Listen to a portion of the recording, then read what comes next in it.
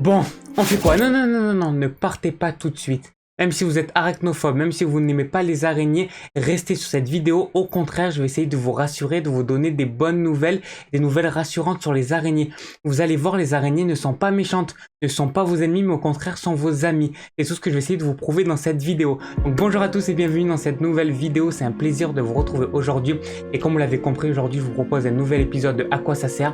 Et aujourd'hui, on va parler des araignées et on va voir leur rôle pour la nature. Mais surtout, on va essayer de démonter tous les préjugés qu'il y a sur les araignées, comme quoi on les mangerait dans la nuit, comme quoi elles pourraient nous mordre, nous refiler des maladies ou même pondre des œufs sous notre peau. Vous allez voir que tous ces préjugés sont complètement faux et que les araignées ne sont pas méchantes. C'est tout ce qu'on va voir dans cette vidéo. Donc c'est parti pour ce tout nouveau naturel. C'est parti, on y va. Allez go.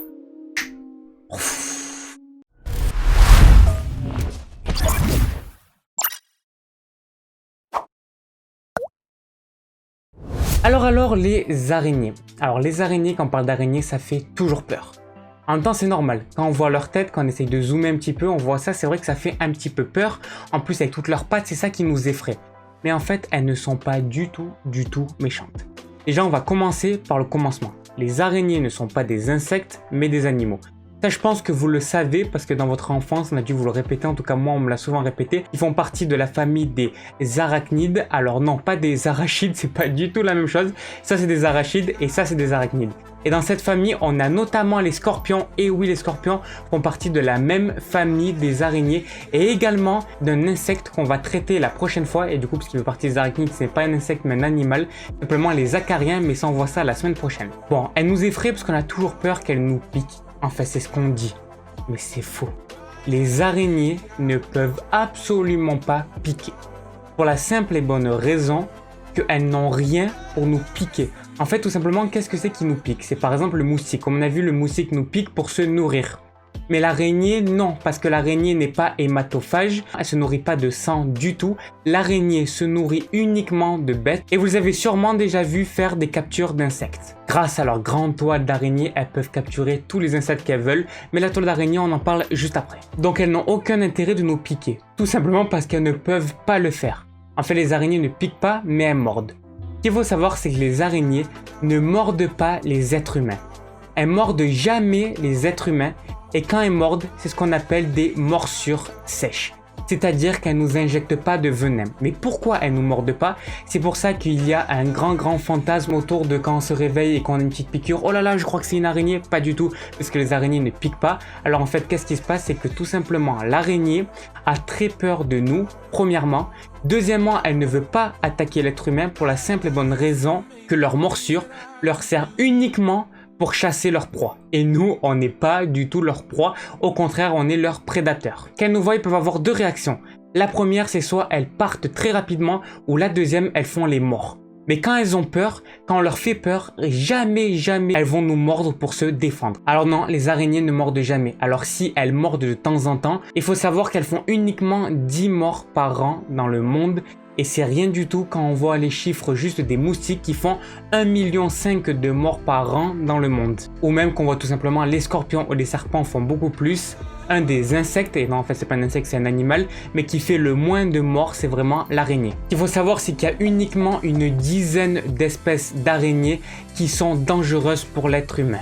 Il y a 46 000 espèces qui existent sur la planète et il y en a 1600 en France. Et dans toutes celles-là, il y en a uniquement 10 qui sont dangereuses. Et il faut savoir qu'en France et en Europe, il n'y a eu aucun mort dû à une morsure d'araignée depuis des siècles et des siècles. Donc ne vous inquiétez pas, si vous habitez en France ou en Europe, vous ne risquez pas de mourir d'une morsure d'araignée. En plus de ça, 98% des morsures sont inoffensives, comme je vous ai dit, car ce sont des morsures sèches, ça veut dire qu'elles ne nous injectent pas de venin. Et en plus de ça, 80% des araignées ne peuvent pas nous mordre. Et là, c'est vraiment très rassurant.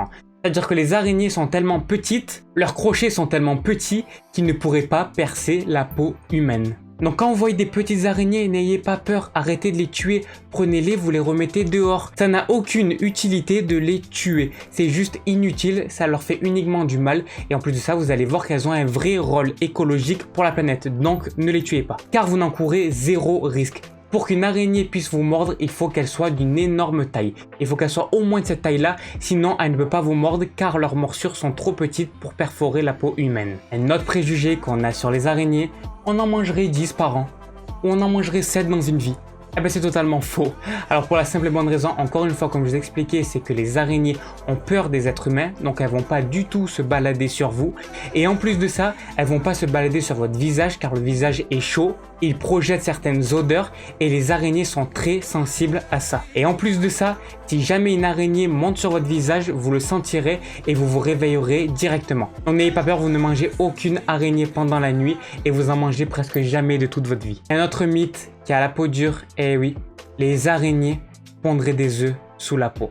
Et c'est encore une fois totalement faux. Même les personnes spécialisées dans les araignées se demandent d'où proviennent ces mythes, d'où proviennent ces rumeurs.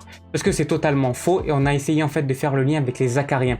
C'est les acariens qui peuvent nous pondre des œufs sous la peau, mais absolument pas les araignées. Pour la simple et bonne raison qu'ils ne possèdent pas d'organes perforeurs. Et encore une fois, comme je vous ai dit, elles ont peur des êtres humains, donc elles viendraient pas encore une fois se balader sur votre peau en plus pour produire ces œufs. Voilà, donc maintenant on a cassé tous les mythes sur les araignées, vous en savez beaucoup plus sur ces petites bêtes. Et juste avant de voir leur rôle écologique et de voir leur rôle pour la planète dans la biodiversité et dans la biocénose, on va voir à quoi leur servent leurs toiles.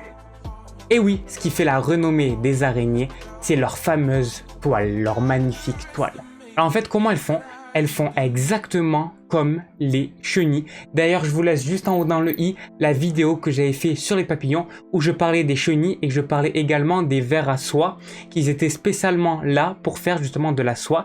Et les araignées font exactement pareil. Elles ont des glandes qui leur permettent de produire toute cette soie, qui leur permet tout simplement de leur faire leur toile. Et cette toile permet quoi? Non, pas comme les chenilles, pas pour faire leur cocon et pas pour se développer en papillon puisqu'elles vont jamais se développer en papillon, mais tout simplement pour venir attraper leur proie. Les araignées sont des carnivores. Ce qu'elles mangent, c'est des insectes. Du coup, elles font leur grande toile d'araignée. Au moins, dès que les insectes y vont arriver, les araignées vont les capturer. Donc, leur fameux crochet va tout simplement permettre de neutraliser la proie. Et que de temps en temps, elle va envoyer le petit liquide pour la prédigérer. Ce liquide qu'on appelle aussi le venin. Et vous voyez que le venin, elle enclenche uniquement quand elle veut endormir sa proie, quand elle veut la prédigérer, mais pas pour se défendre. Et la plupart du temps, comme je vous ai expliqué, elle n'envoie même pas ce venin pour ses proies. Alors imaginez pour les êtres humains. Et une fois qu'elle a neutralisé, eh ben ça y est, elle peut se faire son festin et elle peut manger son insecte et se faire un bon repas. Bon, et maintenant qu'on a vu tout ça, quels sont leurs rôles pour la planète? Alors c'est très simple, c'est tout simplement des régulateurs de la biodiversité et des régulateurs des espèces tout simplement car elles vont, écoutez bien, elles vont chasser et elles vont se nourrir de plus de 900 insectes par araignée. Donc vous voyez là que c'est un vrai régulateur de la biodiversité et de la biocénose. Et deuxièmement, le deuxième rôle de l'araignée, c'est tout simplement qu'elle va se faire chasser. Parce que oui, elle a des proies, mais c'est aussi une proie. Donc comme par exemple les oiseaux ou d'autres animaux vont s'en nourrir. Donc elles font partie de la chaîne alimentaire. Et voilà les deux rôles de l'araignée pour la planète. Et voilà, merci à tous d'avoir regardé cette vidéo. J'espère qu'elle vous a plu et j'espère que maintenant vous en connaissez plus sur les araignées. Et surtout, j'espère que maintenant les araignées vont vous faire moins peur ou plus du tout peur. Et si vous êtes arachnophobe ou vous avez peur des araignées de base et que cette vidéo vous a rassuré, alors n'hésitez pas à me le dire dans les commentaires, à mettre un gros pouce bleu si la vidéo vous a plu, à vous abonner à la chaîne et activer la cloche car il y a une nouvelle vidéo chaque jour à 18 h sur cette chaîne. Et nous, bien sûr, on se donne rendez-vous demain pour une toute nouvelle vidéo. Et je vous souhaite une excellente soirée. Une excellente journée, mais surtout quoi? Surtout une excellente vie. Allez, ciao!